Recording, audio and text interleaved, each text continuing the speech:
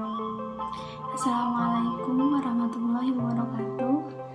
Saya Mita Melinda, mahasiswi Ekonomi Syariah semester 6, Institut Agama Islam Latifah Mubarakiyah, Pondok Pesantren Suryalaya Tasikmalaya.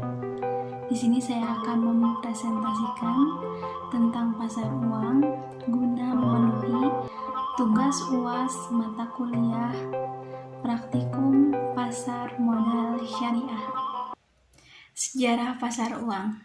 Pasar uang bermula ketika dunia mengalami krisis moneter secara global dan muncullah sebuah ide di dunia perekonomian, diadakannya sistem simpan pinjam kredit baik jangka panjang maupun jangka pendek seperti SBI, SBPU, SUN, dan repurchase agreement yang akan bisa membantu perekonomian di saat krisis moneter.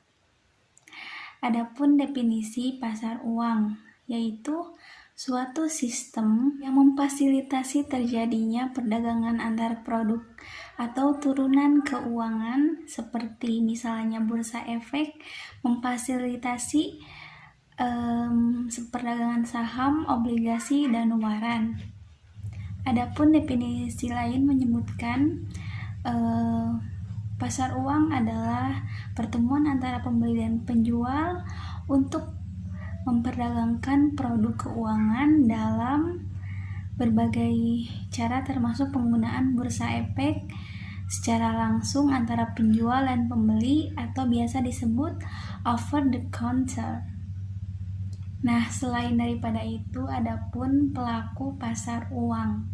Yang pertama yaitu bank, yang kedua yayasan, yang ketiga dana pensiun, yang keempat perusahaan, yang kelima perusahaan-perusahaan besar, keenam lembaga pemerintahan, ketujuh lembaga keuangan lain, dan yang terakhir individu masyarakat. Nah, pasar keuangan dapat dibagi ke dalam beberapa subjenis seperti pertama, pasar modal yang terdiri dari pasar primer dan pasar sekunder yang terbagi lagi menjadi pasar saham dan pasar obligasi. Pasar saham yaitu sarana pembiayaan melalui penerbitan saham dan merupakan perdagangan saham, sedangkan pasar obligasi yaitu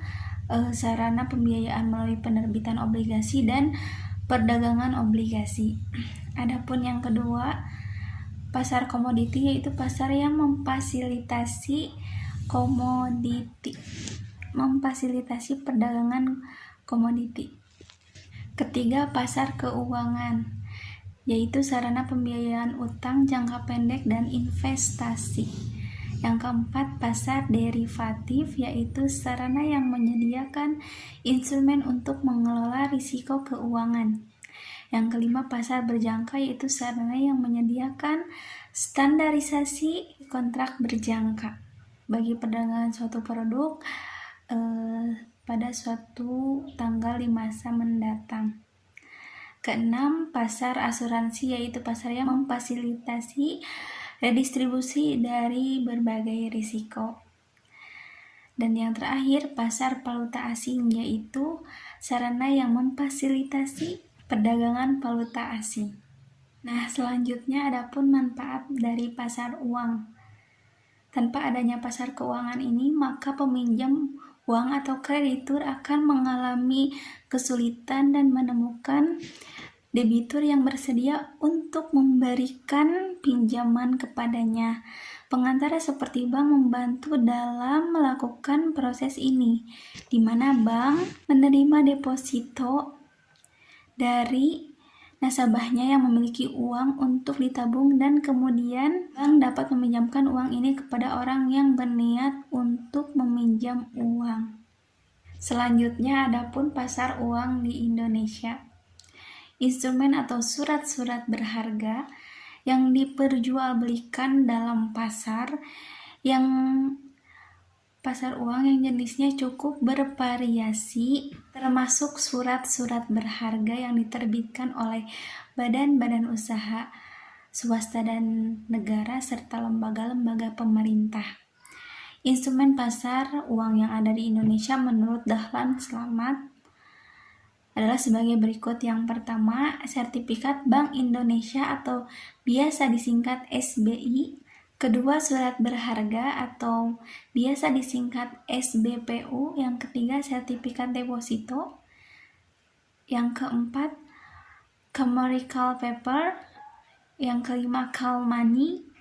Yang keenam, repurchase agreement transaksi. Dan yang terakhir, bankers acceptance.